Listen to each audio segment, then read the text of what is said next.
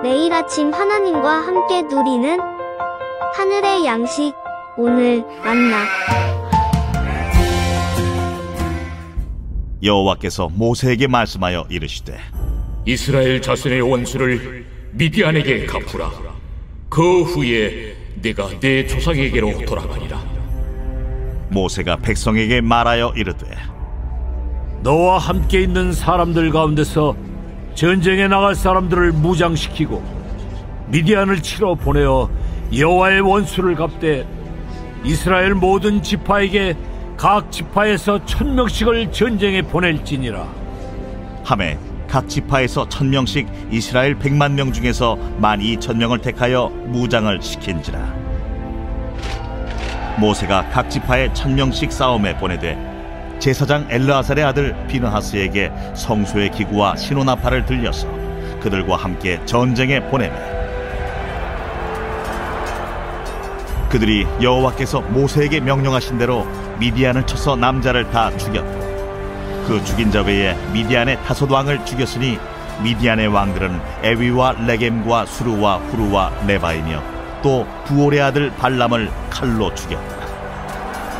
이스라엘 자손이 미디안의 부녀들과 그들의 아이들을 사로잡고 그들의 가축과 양떼와 재물을 다 탈취하고 그들이 거처하는 성읍들과 촌락을 다 불사르고 탈취한 것, 노략한 것, 사람과 짐승을 다 빼앗으니라. 그들이 사로잡은 자와 노략한 것과 탈취한 것을 가지고 여리고 맞은편 요단강가 모압 평지의 진영에 이르러 모세와 제사장 엘르아살과 이스라엘 자손의 회중에게로 나아오니라. 모세와 제사장 엘르아살과 회중의 지도자들이 다 진영 밖에 나가서 영접하다가 모세가 군대의 지휘관 곧 싸움에서 돌아온 천부장들과 백부장들에게 노하니라. 모세가 그들에게 이르되 너희가 여자들을 다 살려두었느냐? 보라, 이들이 발람의 꾀를 따라 이스라엘 자손을 부올의 사건에서 여호와 앞에 범죄하게 하여 여호와의 회중 가운데 연병이 일어나게 하였느니라. 그러므로 아이들 중에서 남자는 다 죽이고 남자와 동침하여 사내를 아는 여자도 다 죽이고 남자와 동침하지 아니하여 사내를 알지 못하는 여자들은 다 너희를 위하여 살려둘 것이니라. 너희는 2일 동안 진영 밖에 주둔하라. 누구든지 살인자나 죽임을 당한 사체를 만진 자는 셋째 날과 7째 날에 몸을 깨끗하게 하고 너희의 포로도 깨끗하게 할 것이며 모든 의복과 가죽으로 만든 모든 것과 염소털로 만든 모든 것과 나무로 만든 모든 것을 다 깨끗하게 할지니라. 제사장 엘르아살이 싸움에 나갔던 군인들에게 이르되 이는 여호와께서 모세에게 명령하신 율법이니라. 금, 은, 동, 철과 주석과 납 등에 불에 견딜 만한 모든 물건은 불을 지나게 하라. 그리하면 깨끗하려니와 다만 정결하게 하는 물로 그것을 깨끗하게 할 것이며 불에 견디지 못할 모든 것은 물을 지나게 할 것이니라. 너희는 7째 날에 옷을 빨아서 깨끗하게 한 후에 진영에 들어올지니라. 오늘 본문 2절 말씀을 보면 하나님은 모세에게 이스라엘 자손의 원수를 미디안에게 갚으라고 말씀하십니다. 하나님은 미디안 사람들을 가리켜 이스라엘 자손의 원수라고 말씀하고 있죠. 그 이유가 무엇 때문일까요? 우리가 앞서 살펴보았던 민수기 25장의 말씀을 보면 모압의 여자들이 그들의 신에게 제사를 드릴 때 이스라엘 백성들을 초청합니다. 이 초청에 응했던 백성들은 그들과 같이 음식을 먹게 되었죠. 그리고 무엇을 하였습니까? 그들의 신들에게 절을 합니다. 여호와 하나님만을 섬기겠다고 시내 산에서 언약을 맺었던 이스라엘 백성들이 또다시 하나님을 배반하였던 것이죠. 이를 지켜보셨던 하나님은 이스라엘이 바알 부올에게 가담하였다며 그들에게 진노하십니다. 여기에서 바알은 신의 이름이었고 부올은 장소 이름이었죠. 그러니까 이스라엘 백성들은 모압 여자들의 초청에 응하여 음식을 배불리 먹었을 뿐 아니라 비와 다산의 복을 주는 바알이라는 신을 숭배하였던 겁니다. 이에 하나님은 진노하사 이스라엘 회중 가운데 재앙을 보내시죠. 성경은 하나님의 진노 가운데 연병으로 죽은 자가 24,000명이었다고 기록하고 있습니다. 하나님은 미디안 사람들이 행하였던 이 일을 분명하게 기억하고 계셨죠. 본문 16절 말씀에도 보면 모압의 여자들이 발람의 사주를 받아 부올에서 이스라엘 자손으로 하여금 하나님 앞에 범죄하게 하였다고 말씀하고 있습니다. 이에 하나님은 이스라엘 자손의 원수를 미디안에게 갚으라고 모세에게 마지막으로 명령하고 있는 것이죠. 모세는 이스라엘 모든 지파 중에서 전쟁에 나갈 수 있는 인원을 1000명씩 택하도록 하였습니다. 각 지파에서 1000명씩을 택하여 그들의 전쟁에 내보내는 것을 볼 때 이 전쟁이 누구의 개인적인 싸움이 아니라 이스라엘 전체의 전쟁이었음을 보여주고 있는 것이죠. 미디안과의 전쟁은 이스라엘 공동체 전체가 붙들고 싸워야 할 전쟁이라는 말씀입니다.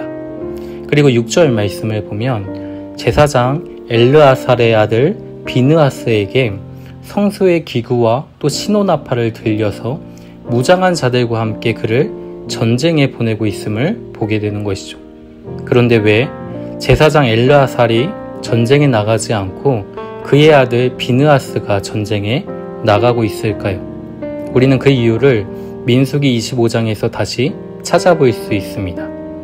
이스라엘 자손이 모압 여자들의 초청을 받아 바알을 숭배한 것으로 인해 하나님의 심판이 임할 때에 이스라엘 자손 중 한 남자가 한 미디안 여자를 데리고 집으로 들어가는 것을 비느하스가 보게 되죠.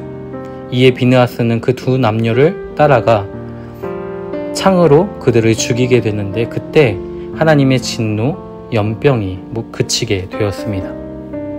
하나님은 비느하스의 행위를 무엇이라고 말씀하셨을까요? 그가 내 질투심으로 질투하여 이같이 행하였다라고 말씀합니다. 다시 말해 비느하스는 하나님의 질투심으로 이스라엘 자손이 하나님 외에 다른 신을 섬기는 것을 결코 용납하지 않았다라는 것이죠. 그러니까 하나님은 미디안에게 원수를 갚으라고 말씀하시며 비느하스를 이 전쟁에 보내시는 이유는 이 전쟁이 단순히 사람들 안에서 발생되는 어떤 질투에 대한 복수가 아니라 우상 숭배에 대한 하나님의 공의로운 심판이었음을 보여주는 말씀이라는 것이죠. 하나님의 택한 백성을 거룩하게 보존하시기 위한 전쟁이었음을 우리는 확인할 수 있다라는 겁니다. 또한 비느하스가 들고 나갔던 성소의 기구와 신호나팔은 이 전쟁을 지휘하는 도구였습니다. 제사장이 하나님의 지휘를 따라 나팔을 불면 백성들은 그 신호를 따라 나가기도 하고 공격하기도 하고 모이기도 하였죠. 그러니까 이 전쟁의 사령관이 하나님이심을 분명히 보여주는 말씀이었던 것이죠. 거룩하신 하나님은 가나안 정복을 앞둔 이스라엘 백성들로 하여금 하나님 외에 다른 신을 섬기지 않도록 이 백성들 안에 자리 잡고 있는 우상을 철저히 내려놓고 거룩한 백성으로 살 것을 명령하고 있는 것입니다. 그런데 이스라엘 백성들은 이러한 하나님의 뜻을 명확하게 이해하지 못했죠. 7절과 8절 말씀을 보면 미디안을 쳐서 남자를 다 죽였고 미디안의 5 왕과 발람을 칼로 죽였지만 15절에 여자들을 다 살려두었음을 보게 됩니다. 어린아이와 여자들은 대항할 수 없는 존재들이기에 살려둘 수 있었겠다 생각할 수 있지만 모세는 노하고 있는 것이죠.